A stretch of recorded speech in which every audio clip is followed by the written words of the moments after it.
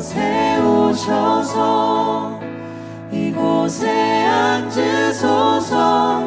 이곳에서 드리는 예배를 받으소서. 주님의 이름이 주님의 이름만이 오직 주의 이름만 이곳에 있습니다.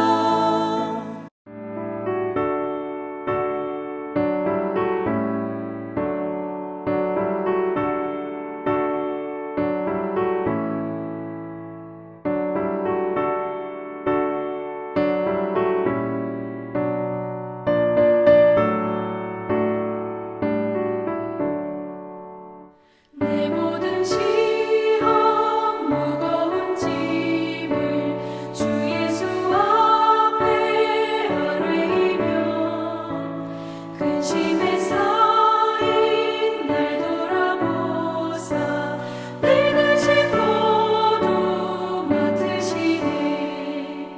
무거운 짐을 나 홀로 지고 견디다 못해 쓰러질 때 불쌍히 여겨 구원해 주리. 은혜의 주님 오직 예수.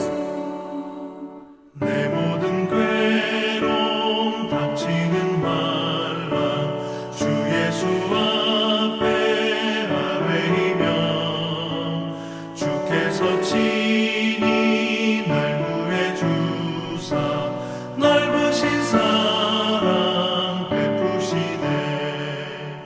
무거운 짐을 나 홀로 지고 견디다 못해 쓰러질 때 불쌍히 여겨 구원해 주리.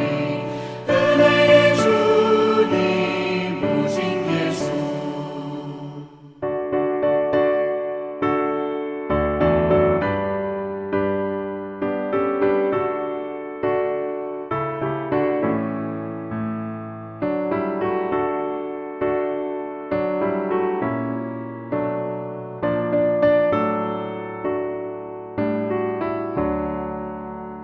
내 짐이 점점 무거워질 때 주 예수 앞에 아뢰이면 주께서 친히 날 구해 주사 내 대신 짐을 져주시네.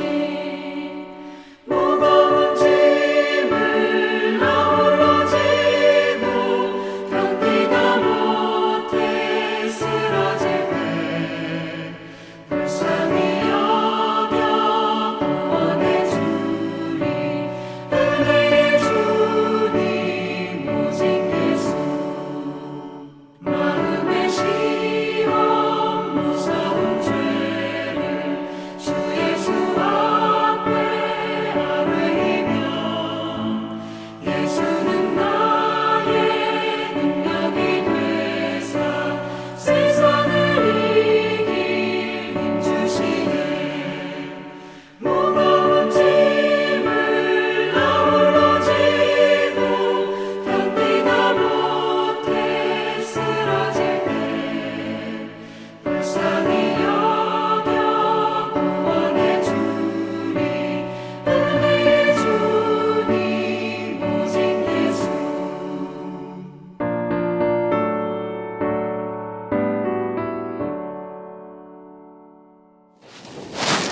명지대학교 배움의교회 새벽 묵상 시간에 오신 여러분을 주님의 이름으로 환영하고 축복합니다. 오늘 성경 본문 말씀 함께 보도록 하겠습니다. 오늘 성경 본문 말씀은 예레미야서 17장 5절에서 11절까지의 말씀 세번역 성경으로 함께 보도록 하겠습니다. 나 주가 말한다. 나 주에게서 마음을 멀리하고 오히려 사람을 의지하며 사람이 힘이 되어 주려니 하고 믿는 자는 저주를 받을 것이다. 그는 황야에서 자라는 가시덤불 같아서 좋은 일이 오는 것을 볼 수 없을 것이다. 그는 소금기가 많아서 사람이 살 수도 없는 땅, 메마른 사막에서 살게 될 것이다. 그러나 주님을 믿고 의지하는 사람은 복을 받을 것이다. 그는 물가에 심은 나무와 같아서 뿌리를 개울가로 뻗으니 잎이 언제나 푸르므로 무더위가 닥쳐와도 걱정이 없고 가뭄이 심해도 걱정이 없다. 그 나무는 언제나 열매를 맺는다. 만물보다 더 거짓되고 아주 썩은 것은 사람의 마음이니 누가 그 속을 알 수 있습니까? 각 사람의 마음을 살피고 심장을 감찰하며 각 사람의 행실과 행동에 따라 보상하는 이는 바로 나 주다. 불의로 재산을 모은 사람은 자기가 낳지 않은 알을 품는 자고새와 같아서 인생의 한창 때에 그 재산을 잃을 것이며 말년에는 어리석은 사람의 신세가 될 것이다. 아멘. 예레미야서 16장 그리고 17장은 예레미야의 신변과 관련된 세 가지의 상징적인 금지 명령을 통하여서 유다의 심판과 관련된 예언, 그리고 여러 가지 어떤 화와 또 복에 관련된 선언을 담고 있는 부분이라고 할 수 있겠습니다. 그중 오늘 우리가 함께 읽은 본문의 말씀은 하나님을 기준으로 한, 그러니까 하나님의 의지하는 자, 그리고 하나님을 의지하지 않는 자, 이것을 기준으로 한 복과 그리고 어떤 엄정한 보응의 원칙에 대한 선언을 보여주고 있는 말씀이다 라고 하는 것이죠. 하나님의 백성이 가장 중요하게 생각해야 할 것, 하나님을 향한 의지, 그것을 강조하는 예레미야의 메시지를 들을 수 있는 본문, 하나님을 통하여서 예레미야를 통하여서 하나님이 들려주시는 그 예언의 말씀을 들을 수 있는 본문이 오늘 우리가 함께 읽은 본문의 말씀이다 라고 하는 것이죠. 오늘 우리가 주목해야 될 구절은 5절, 6절입니다. 그리고 7절, 8절의 내용이다 라고 할 수 있겠는데, 우리가 함께 읽은 본문의 5절, 6절을 보면 사람을 의지하는 자에 대한 결과를 보여주고 있는 말씀입니다. 그에 반해서 이것과 완전히 반전되는 상황으로 그려내고 있는 7절, 8절은 하나님을 의지하는 자에 대한 결과를 보여주고 있는 말씀이다 라고 하는 것이죠. 이러한 7절, 8절은 마치 우리가 함께 보았었던 시편 1편 1절에서 3절의 내용을 마치 조금은 새롭게 설명한 듯한 느낌을 주기도 합니다. 먼저 7절에서는 그러나 주님을 믿고 의지하는 사람은 복을 받을 것이다 라고 말하고 있다는 것이죠. 그리고 8절에서는 여호와를 의지하는 자가 받을 복을 비유적으로 나타내고 있는데, 하나님을 의지하는 자는 마치 물가에 심은 나무 같다 라고 비유하고 있다는 것이죠. 그래서 비가 내리거나 내리지 않는 것에 영향을 받지 않고 그 잎이 항상 푸르고 결실이 그치지 않는다 라고 하는 비유의 말씀으로 설명하고 있는 것입니다. 우리나라의 경우에는 비교적 강수량이 풍부한 나라입니다. 그래서 물가에 심겨진 나무나 다른 곳에 심겨진 나무나 사실은 큰 차이를 보이고 있지 않다라고 하는 것이죠. 하지만 팔레스타인의 경우에는 달랐습니다. 팔레스타인은 비가 많이 내리지 않는 나라였다는 것이죠. 그래서 요단강과 같이 물이 거의 사철 흐르는 곳에 심겨진 나무와 그렇지 않은 곳에 심겨진 나무 사이에는 그 나무의 성장이라든지 그 나무가 맺는 어떤 결실이라든지 여기에 있어서 굉장히 큰 차이를 보일 수밖에 없었다라고 하는 것이죠. 물가가 아닌 다른 곳에 심겨진 나무는 비가 내리는 우기에는 성장을 하지만, 그리고 그때에는 결실도 내지만 비가 내리지 않는 건기에는 성장도 결실도 거의 멈추고 만다라고 하는 것입니다. 본문의 이 비유는 그처럼 여호와를 의지하는 사람, 하나님을 의지하는 사람, 그리고 그렇지 않은 사람 사이에는 엄청난 차이가 있다라고 하는 사실을 보여주고 있다는 것입니다. 그렇기에 하나님을 의지하는 자는 마치 물가에 심겨진 나무가 항상 그 푸르름을 유지하는 것처럼 그 삶이 역동적일 뿐만 아니라 그 인생이 가지고 오는 결실도 그치지 않게 된다라고 하는 것을 말하고 있다는 것이죠. 그리고 중요한 사실은 하나님을 의지하는 자는 인생의 시련이 온다고 해도 두려워하지 않는다라고 하는 사실입니다. 8절에서 하나님께서는 물가에 심겨진 나무는 더위가 올지라도 두려워하지 않는다라고 말씀하고 있습니다. 여기서 더위란 건기 때에 보여지고 있는 살인적인 더위를 말하고 있습니다. 우리나라의 경우도 한여름의 더위는 매우 지독합니다.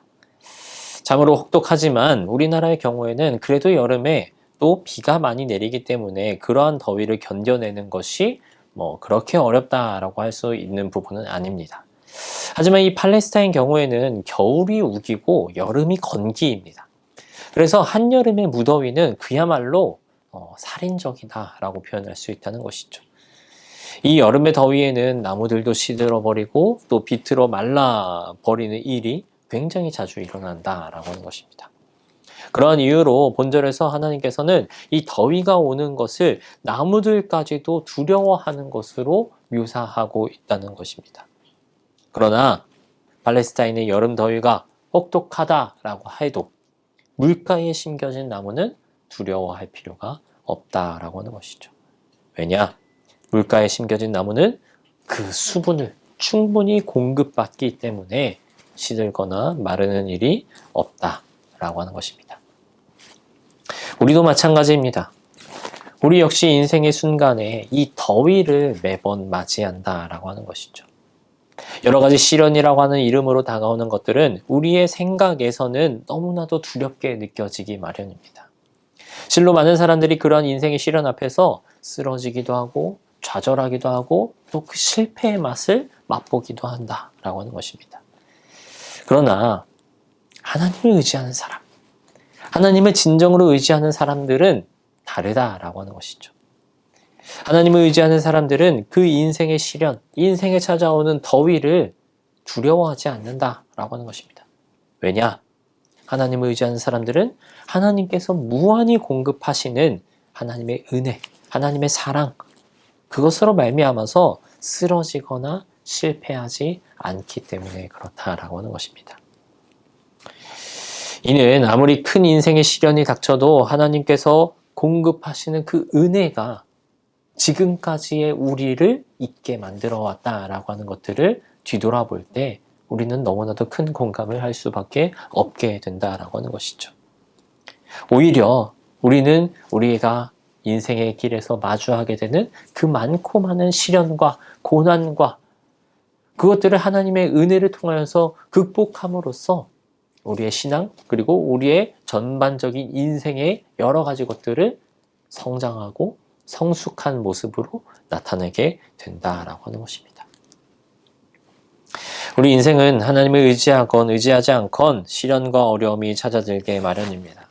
하지만 그 시련, 그 어려움이 하나님을 의지하는 우리에게는 성장과 성숙의 기회가 된다라고 하는 것입니다.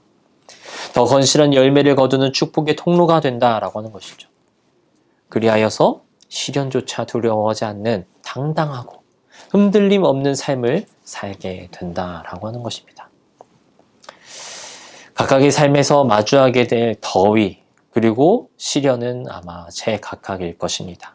그러나 오늘 예레미야를 통해서 말씀하시는 이 하나님의 말씀을 기억하여 하나님을 절대적으로 의지하는 저와 여러분들이 되길 소망합니다. 그래서 하나님을 의지함으로 여러 가지 위기와 시련의 풍파 속에서도 여러 가지 것들을 이겨내는 그로 인해서 오히려 더 성장하시는 그러한 삶을 누리시는 저와 여러분들이 되길 주님의 이름으로 축원합니다. 함께 기도하시겠습니다. 하나님, 주님의 은혜 가운데 살고 있는 주의 백성임에도 불구하고 우리는 때때로 우리 앞에 마주하게 되는 시련에 좌절하고 쓰러지게 됩니다. 그러나 진정으로 하나님을 의지하는 자는 주님의 사랑과 은혜로 그것들을 극복하게 되고 성장하게 됨을 다시금 깨닫고 모든 순간, 모든 상황 속에서 주님을 기억하며 살아가는 우리가 되게 하여 주시옵소서. 주님을 절대적인 우리의 주인으로 기억하며 매 순간 주님 의지하기에 우리의 생각과 정신을 집중시키는 자들이 되게 하여 주시옵소서. 감사드리며 예수님의 이름으로 기도드립니다. 아멘.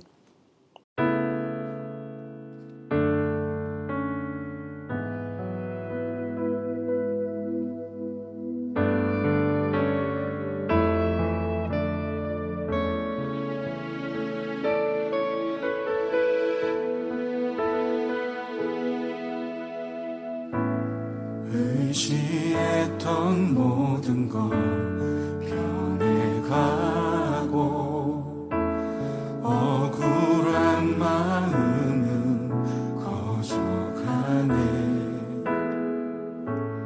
부끄러움 없이 살고 싶은 마음 주님 하시네.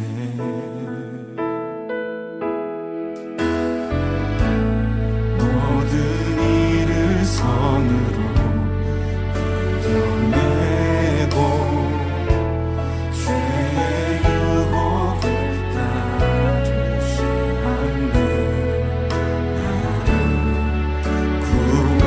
구원하신 영원한 그 사랑, 그 신분이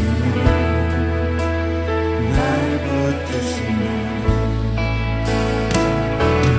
주어진 내 삶이 작게만 보여도 선하신 주 나를 이끄신 몸에 중심을 보시는 주님만 따르네.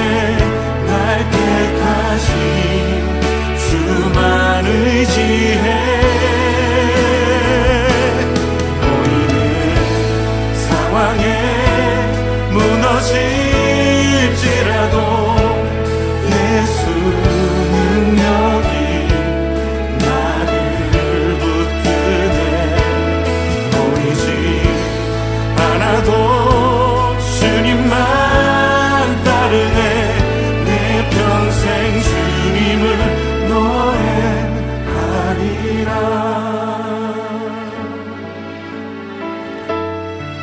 모든 일을 선으로, 모든 일을 선으로 이겨내고 죄의 유혹을 따르지 않네. 나를 구원하신 영원한 그 사랑, 그 신근에 날 붙드시네. 주어진 내 삶이 작게만 보여도 선하신 주 나를 이끄신 몸에 중심을 보시는 주님만 따르네. 날 택하신 주만 의지해. 보이는 상황에 무너질지라도 예수 능력이 나를 붙드네.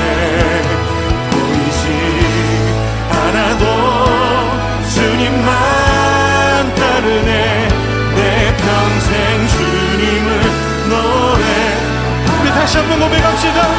주어진 내 삶이, 주어진 내 삶이 작게만 보여도 선하신 주 나를 이끄신 몸에 중심을 보시는 주님만 따르네.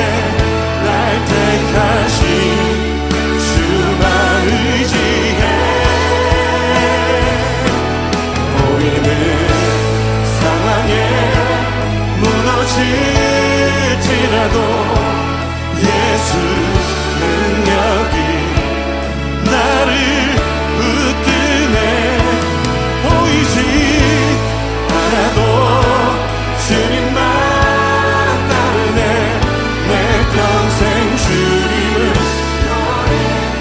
이 시간 함께 기도하며 나아갑시다. 주님, 선하신 주님이 나를 이끄심을 믿습니다. 내 평생에 예수의 능력을 의지하며 예수의 이름을 높이고 날 택하신 예수의 소망으로 살고 예수 살아계심을 노래하는 자 되게 하여 주시옵소서. 우리 함께 기도하며 나아갑시다.